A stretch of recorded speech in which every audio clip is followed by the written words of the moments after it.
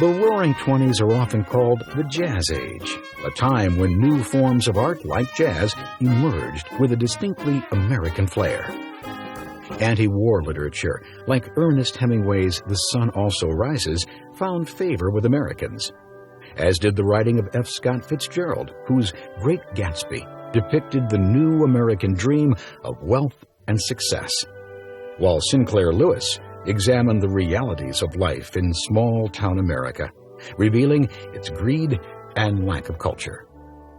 On the stage, groundbreaking playwrights like Eugene O'Neill presented dramas that focused on family conflict and isolation in the modern age. Artists such as Georgia O'Keeffe depicted life in urban America in the 20s. Nowhere was America's uniqueness more evident than in her music. From George Gershwin's instant success with Rhapsody in Blue and Concerto in F, to the phenomenal growth of a truly American musical form, jazz. Jazz was born in New Orleans in the early part of the century, a blend of the blues and ragtime.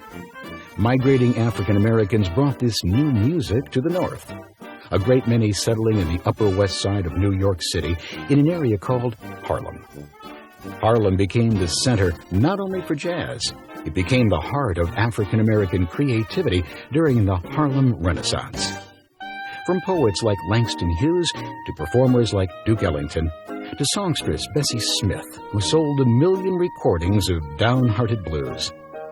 By 1927, Smith was the highest-paid African-American performer in the world. Singer, dancer, comedian Josephine Baker, on the other hand, chose to live and work in Paris, spreading the influence of the Harlem Renaissance even to Europe.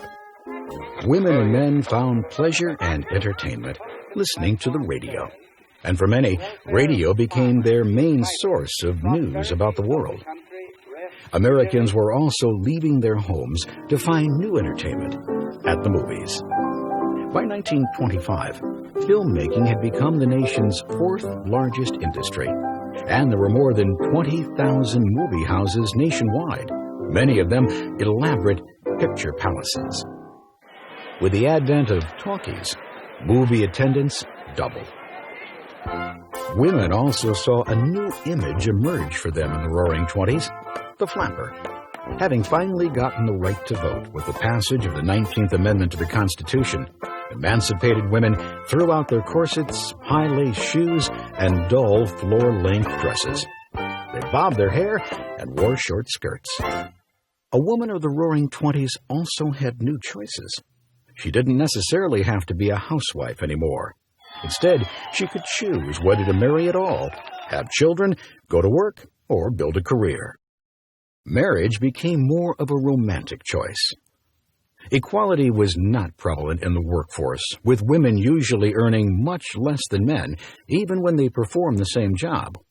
Medical schools went so far as to impose strict quotas on the number of women allowed to enter. Americans were also reading.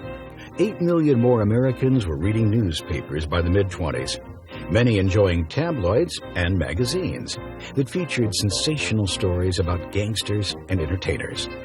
By the end of the decade, 10 magazines had circulations of more than 2 million. Literacy was on the rise. The number of people attending high school had quadrupled since 1914, and high school was no longer just for college-bound students.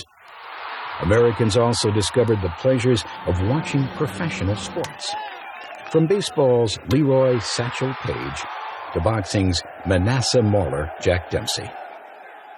Entertainment of all kinds became part of the legacy of the Roaring Twenties, as Americans spent over $4.5 billion on entertainment, much of it on pastimes and fads. Some of those fads, like flagpole sitting or dance marathons, seem so silly now. These images of an almost adolescent America, finally free of the fear and drudgery of war, are how most people view the Roaring Twenties. And in fact, it was a brief period of relative prosperity.